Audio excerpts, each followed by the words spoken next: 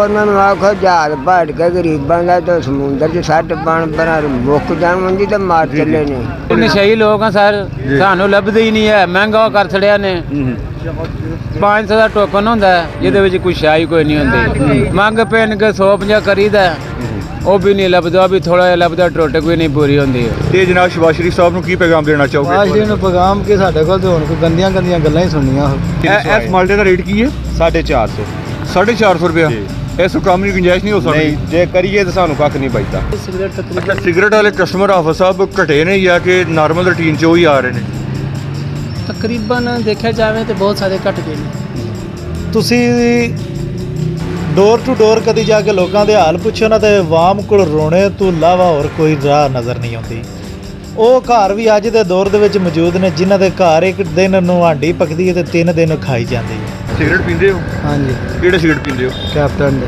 Captain ਦੀ ਡੱਬੀ ਕਿੰਨੇ ਦੀ 130 ਰੁਪਏ 230 ਰੁਪਏ ਦੀ 230 ਰੁਪਏ ਦੀ ਵਾਈਟ ਕੈਪਟਨ ਪੀਂਦੇ ਹੋ ਹਾਂਜੀ ਅੱਛਾ ਤੇ ਇਹ ਜਨਾਬ 100 ਰੁਪਇਆ ਵਧੀ ਹੈ 100 ਰੁਪਇਆ ਪੂਰਾ ਵੱਧ ਗਈ ਹੈ 2 ਦਿਨ ਪਹਿਲੇ 130 ਰੁਪਏ ਦੀ ਸੀ ਤੇ ਜਨਾਬ ਸ਼ਬਾਜ਼ ਸ਼ਰੀਫ ਸਾਹਿਬ ਨੂੰ ਕੀ ਪੈਗਾਮ ਦੇਣਾ ਚਾਹੋਗੇ ਸ਼ਬਾਜ਼ ਸ਼ਰੀਫ ਨੂੰ ਪੈਗਾਮ ਕਿ ਸਾਡੇ ਕੋਲ ਤੇ ਹੁਣ ਕੋਈ ਗੰਦੀਆਂ ਗੱਲਾਂ ਹੀ ਸੁਣਨੀਆਂ ਸੁਣਾਓ ਹੁਣ ਅਸੀਂ ਕੀ ਸੁਣਾਈਏ ਉਹਨੂੰ ਸ਼ਰਮ ਆਪ ਨੂੰ ਹੋਣੀ ਚਾਹੀਦੀ ਹੈ ਤੇ ਗਰੀਬ ਆਮ ਮਰਦੀ ਹੈ ਪਏ ਉਹ ਗਰੀਬ ਆਮ ਹੀ ਸਿਗਰਟ ਪੀਂਦੇ ਜਿਹੜੇ ਅਮੀਰ ਨੇ ਉਹ ਤਾਂ ਨਹੀਂ ਨਾ ਪੀਂਦੇ ਉਹ ਤਾਂ ਫਿਰ ਹੋਰ ਹੀ ਕੋਈ ਪੀਂਦੇ ਨੇ ਫਰ ਜਾਂਦੇ ਚੰਗਾ ਜਾਂ ਸਾਨੂੰ ਮਾਰ ਛੱਡਣ ਬੰਬ ਸੱਟਣ ਸਾਡੇ ਵੱਲ ਲੈਣਾ ਕਿ ਗੱਲਾਂ ਖਤਮ ਹੈ ਖਜ਼ਾਨਾ ਕਿਸੇ ਕੋਈ ਪੈਸਾ ਨਹੀਂ ਇਹ ਦੱਸਣਾ ਵੀ ਤੁਸੀਂ ਲਿਆ ਜਾਂ ਖਜ਼ਾਨੇ 'ਚ ਅਸਾਂ ਪੈਸੇ ਸਾਨੂੰ ਦਿੰਦੇ ਨੇ ਜਾਂ ਇਹਨਾਂ ਨੂੰ ਦਿੰਦੇ ਨੇ ਜਾਂ ਕਿਸੇ ਭਰਾ ਨੂੰ ਦਿੰਦੇ ਨੇ ਆਪ ਹੀ ਖਾਂਦੇ ਨੇ ਆਪ ਹੀ ਸਾਰਾ ਕੁਝ ਬਣਾਉਂਦੇ ਨੇ ਬਾਹਰ ਦੇ ਮੁਲਕਾਂ ਜਾਂ ਜਿੱਥੇ ਵੀ ਕਿੰਨੀਆਂ ਪ੍ਰਾਪਰਟੀਆਂ ਜਦੋਂ ਆਏ ਹਨ ਇਹਨਾਂ ਕੋਲ ਸਾਈਕਲ ਨਹੀਂ ਸੀ ਹੁਣ ਭੈਣ ਜੋ ਕਰੋੜਾਂ ਦੀਆਂ ਅਰਬਾਂ ਦੀਆਂ ਪ੍ਰਾਪਰਟੀਆਂ ਨੇ ਕਿੱਥੋਂ ਆਈਆਂ ਮਹਿੰਗਾਈ ਬਹੁਤ ਜ਼ਿਆਦਾ ਹੋ ਗਈ ਹੈ ਸਿਗਰਟ ਮਹਿੰਗੇ ਹੋ ਗਏ ਨੇ ਘਿਓ ਮਹਿੰਗਾ ਹੋ ਗਿਆ ਆਟਾ ਨਹੀਂ ਲੱਭਦਾ ਪੈਟਰੋਲ ਪਿੱਛੇ ਪਹੁੰਚ ਗਿਆ ਵੇ ਕੀ ਕਹਿਣਾ ਚਾਹੋਗੇ तो उन्होंने आखो जहाज भट के गरीबों का तो समुद्र च सट पान बना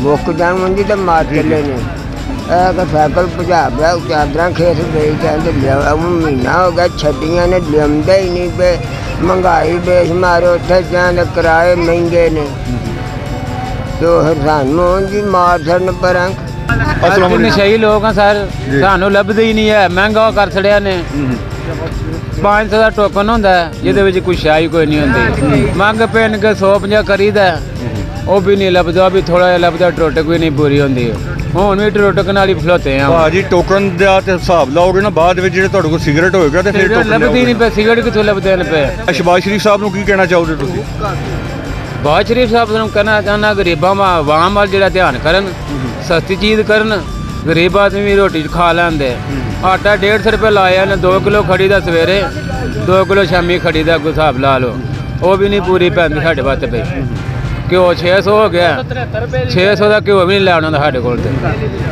ਤੁਹਾਨੂੰ ਜ਼ਿਆਦਾ ਟੈਨਸ਼ਨ ਕਿਸ ਚੀਜ਼ ਦੀ ਹੈ ਆਟੇ ਦੀ ਤੇ ਟੋਕਨ ਦੀ ਔਰ ਰੋਟੀ ਦੀ ਤਕਲੀਫ ਹੈ ਰੋਟੀ ਨਹੀਂ ਲੱਭਦੀ ਵੀ ਖਾਣ ਨੂੰ ਤੇ ਸਵੇਰ ਦੀ ਨਹੀਂ ਖਾਧੀ ਤੇ ਆਟੇ ਹੀ ਕੋਈ ਨਹੀਂ ਘਰ ਕਿੱਥੋਂ ਖਾਣੀ ਹੈ ਔਰ ਕੰਮ ਹੀ ਕੋਈ ਨਹੀਂ ਬੇਰੁਜ਼ਗਾਰੀ ਹੈ ਆਹ ਤੇ ਨਹੀਂ ਨਾ ਖਾਧੀ ਭਾ ਜਦੋਂ ਖਾਧੀ ਹੈ ਦੇਖਦਾ ਆ ਖਾਣ ਕੀ ਹਾਲ ਭਾਈ ਜਾਨ ਠੀਕ ਠਾਕ ਆ ਫਰੂਟ ਦੀ ਦੁਕਾਨ ਤੁਹਾਡੀ ਤੇ ਇਹ ਕੀ ਕੋਈ ਸੂਰਤ ਹਾਲ ਹੈ ਜਨਾਬ ਇਹ ਫਰੂਟ ਦੀ ਦੱਸੋ ਹਾਂ ਸੂਰਤ ਹਾਲ ਭਾਜੀ ਇੰਜ ਇਹ 4000 ਦਾ ਲੂੰਗਰ ਹੈ ਅੱਛਾ ਤੇ ਇਹ 80 ਰੇਟ ਉੱਤੇ ਆਏ ਆ 200 ਰੁਪਏ ਦਰਜਨ ਰੇਟ ਜਿਹੜਾ ਗਵਰਨਮੈਂਟ ਦਾ ਸਰਕਾਰੀ ਰੇਟ ਉਹ ਕੀ ਹੈ ਉਹ 200 ਆਏ ਆ 200 ਰੁਪਏ ਆਇਆ ਅੱਜ ਆਇਆ ਜੀ ਇਹ ਅੱਜ ਤੋਂ ਇੱਕ ਹਫ਼ਤਾ ਪਹਿਲੇ ਇਹਦਾ ਕੀ ਰੇਟ ਸੀ ਉਹ 180 190 ਸਹੀ ਹੈ ਜੀ ਤੇ ਜੇ ਅਸੀਂ ਇਹਨੂੰ 200 ਵੇਚੀਏ ਨਾ ਤੇ 1500 1700 ਸਾਨੂੰ ਪੱਲਿਓ ਪੈ ਜਾਏਗਾ ਜੀ ਤੇ ਅਸੀਂ ਹੁਣ 300 ਵੇਚੀਏ ਤੇ ਸਾਨੂੰ ਜੁਰਮਾਨਾ ਕਰਦੇ ਨੇ 300 ਵੇਚੋ ਤੇ ਜੁਰਮਾਨਾ ਕਰਦੇ ਜੀ ਤੇ 300 ਵੇਚੀਏ ਤੇ ਲੂੰਗਰ ਦੇ ਪੈਸੇ ਪੂਰੇ ਹੁੰਦੇ 200 ਵੇਚੋ ਤੇ ਤੁਹਾਨੂੰ ਨੁਕਸਾਨ ਹੈ ਜੀ ਇਹ ਫਿਰ ਮਜਬੂਰ ਹੋ ਗਏ ਨਾ ਮਾਲਟਾ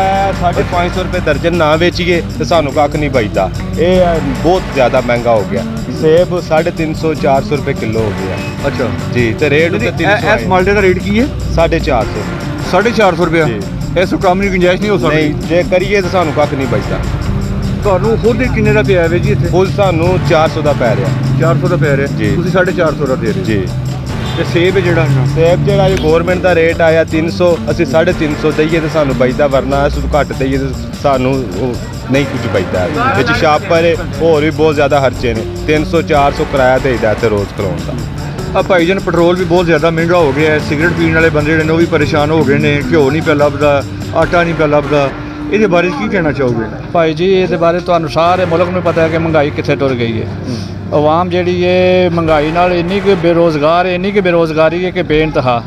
ਠੀਕ ਹੈ ਜੀ, ਆਟਾ ਲੱਭ ਨਹੀਂ ਰਿਹਾ, ਆਵਾਮ ਦਲੀਲ ਹੋ ਰਹੀ ਹੈ ਜੀ। ਮੈਂ ਹੁਣ ਬੀਬੀ ਕੋਲੋਂ ਇੱਕ ਆਇਆ, ਉਹ ਖਲੋਤੀ ਹੈ, ਉਹ ਵਿਚਾਰੀ ਆਂਦੀ ਹੈ ਕਿ ਮੈਨੂੰ ਆਟਾ ਨਹੀਂ ਲੱਭ ਰਿਹਾ, ਮੇਰੇ ਬੱਚੇ ਕੀ ਕਰਨ। ਮੈਂ ਕਿਹਾ ਤੂੰ ਚੌਲ ਲੈ ਲੈ, ਮੈਂ ਪੈਸੇ ਉਹਨੂੰ ਦੇਣਾ, ਚੌਲ ਲੈ ਕੇ ਆਪਣਾ ਟਾਈਮ ਪਾਸ।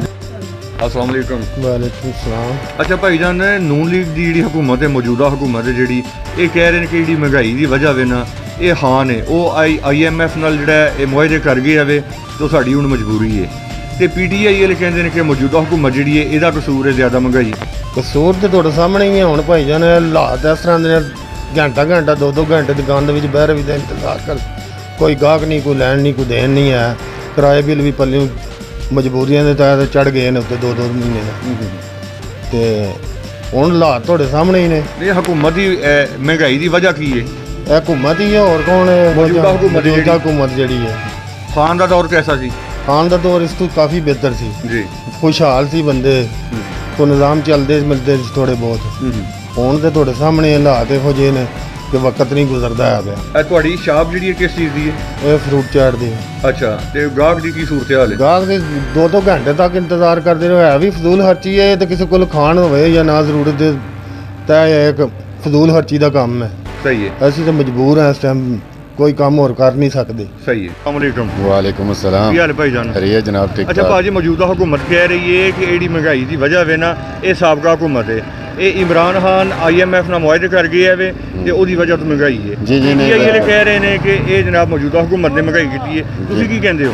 ये मौजूदा हुकूमत ने ਕੀਤੀ ਹੈ, ਪਿਛਲੀ हुकूमत ने नहीं ਕੀਤੀ ਸੀ। ਅੱਛਾ, ਕਿਉਂਕਿ ਜੇ ਪਿਛਲੀ हुकूमत ਹੁੰਦੀ ਤੇ ਫਿਰ ਇਹਨਾਂ ਨੂੰ ਕਿਹੜੀ ਲੋੜ ਸੀ ਆਉਣ ਦੀ ਅੱਗੇ। ਸਹੀ ਹੈ। ਠੀਕ ਹੈ ਜੀ, ਇਹ ਚੀਜ਼ ਤਾਂ ਮਹਿੰਗਾਈ ਇਹਨਾਂ ਹੀ ਕੀਤੀ ਹੈ। ਇਹਨਾਂ ਲੁੱਟ ਕੇ ਲੈ ਕੇ ਨੇ ਅੱਗੇ ਵੀ ਮੁਲਕ ਨੂੰ ਹੁਣ ਵੀ ਪੇ ਲੁੱਟਦੇ ਨੇ। ਨਿਜ਼ਾਮ ਹੀ ਖਾਨ ਨੂੰ ਦੁਬਾਰਾ ਆਉਣਾ ਚਾਹੀਦਾ ਹੈ। ਆਉਣਾ ਚਾਹੀਦਾ। ਖਾਨ ਨੂੰ ਵੋਟ ਦਿਓ। ਬਿਲਕੁਲ ਦੇਵਾਂਗੇ ਇਨਸ਼ਾਅੱਲਾ ਜ਼ਰੂਰ। ਹੋਰ ਕੋਈ ਨਵਾਜ਼ ਸ਼ਰੀਫ ਸਾਹਿਬ ਨੂੰ ਪੈਗਾਮ ਦੇਣਾ ਚਾਹੋਗੇ? ਨਹੀਂ ਜਨਾਬ, ਕੋਈ ਪੈਗਾਮ ਨਹੀਂ ਉਹਨਾਂ ਵਾਸਤੇ। ਉਹਨਾਂ ਵਾਸਤੇ ਕੋਈ ਪੈਗਾਮ ਹੀ ਨਹੀਂ ਹੈ। ਉਹਨਾਂ ਦੇ ਇਸ ਮੁਲਕ ਚੋਂ ਲੈ ਜਾਓ ਤੇ ਚੰਗੀ ਗੱਲ ਹੈ। ਇਹ ਮੇਰਾ ਨਾਮ ਮੁਹੰਮਦ ਸ਼ਫੀਕ ਹੈ। ਮਹਿੰਗਾਈ ਬਹੁਤ ਜ਼ਿਆਦਾ ਅਰੂਜ 'ਤੇ ਇਸ ਟਾਈਮ। ਇਹ ਜਿਹੜਾ ਹਕੂਮਤ ਕਹਿ ਰਹੀ ਹੈ ਕਿ ਇਸ ਟਾਈਮ ਜਿਹੜਾ ਨਾ IMF ਤੇ ਇਮਰਾਨ ਖਾਨ ਦੀ ਵਜ੍ਹਾ ਤੋਂ ਜਿਹੜਾ ਨਾ ਇਹ ਮਸਲਾ ਹੈ। ਇਮਰਾਨ ਖਾਨ ਜਿਹੜਾ ਨਾ IMF ਨੂੰ ਮਤਲਬ ਇਹ ਗਲਤ ਮੈਦਾ ਕੀਤਾ ਸੀ। ਇਹ ਇਹਨਾਂ ਦਾ ਕਸੂਰ ਹੈ। ਹਕੂਮਤ ਇਸ ਟਾਈਮ ਹਕੂਮਤ ਖੁਦ ਕਰ ਰਹੀ ਹੈ। ਇਹ ਹਕੂਮਤ ਦੇ ਵਿੱਚ ਆਉਣ ਤੇ ਜਵਾਬਦਾਰ ਹਕੂਮਤ ਹੀ ਹੈ ਨਾ।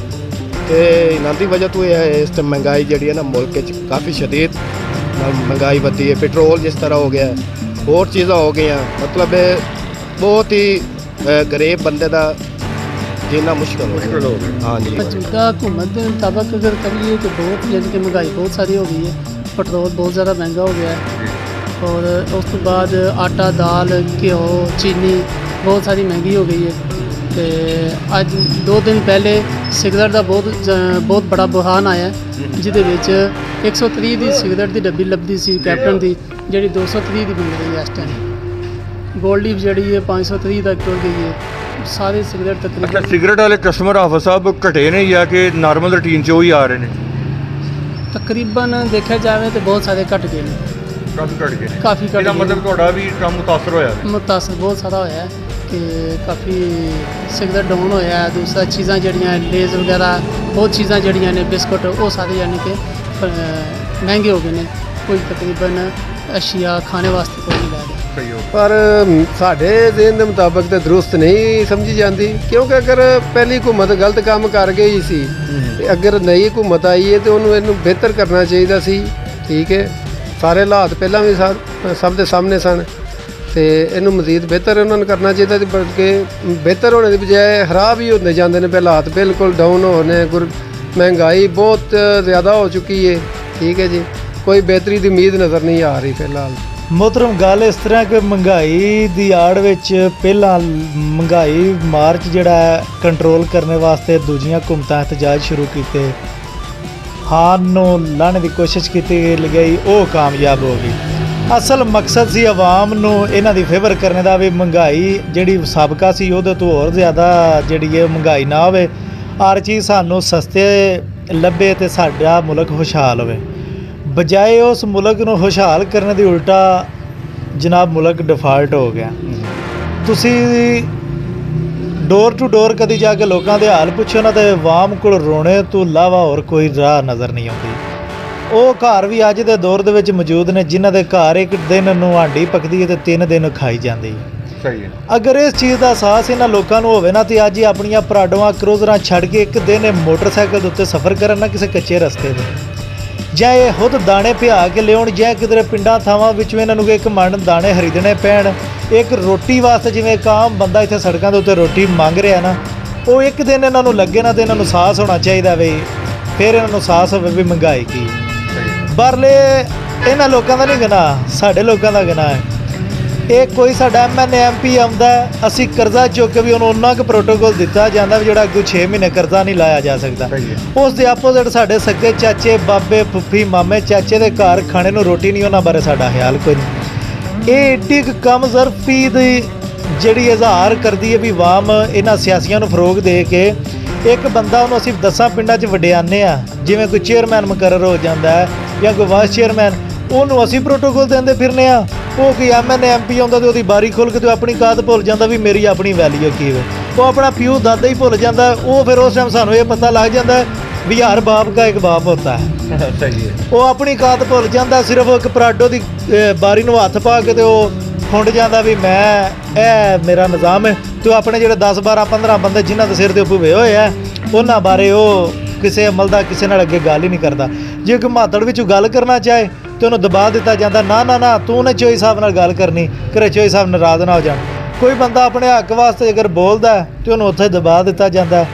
ਇਹ ਅੱਲਾਹ ਪਾਕ ਦੇ ਅਮਰ ਤੋਂ ਇਲਾਵਾ ਮੁਲਕ ਦੇ ਵਿੱਚ ਕੋਈ ਵੀ ਬੰਦਾ ਐਸਾ ਨਹੀਂ ਜਿਹੜਾ ਇਸ ਮੁਲਕ ਨੂੰ ਸੰਭਾਲ ਸਕੇ ਜਾਂ ਇਹਨੂੰ ਇੱਕ ਤਰੱਕੀ ਦੀ ਰਾਹ 'ਤੇ ਲਿਜਾ ਸਕੇ। ਇਹ ਫਲਾਪ ਇਹ ਕੰਮ ਤੇ ਕੋਈ ਉਮੀਦ ਵੀ ਨਜ਼ਰ ਨਹੀਂ ਆਉਂਦੀ ਵੀ ਇਹ ਕੋਈ ਸਹੀ ਹੋਵੇਗਾ। ਕੋਈ ਚੱਕਰ ਹੀ ਨਹੀਂ, ਬਸ ਰਗੜਾ।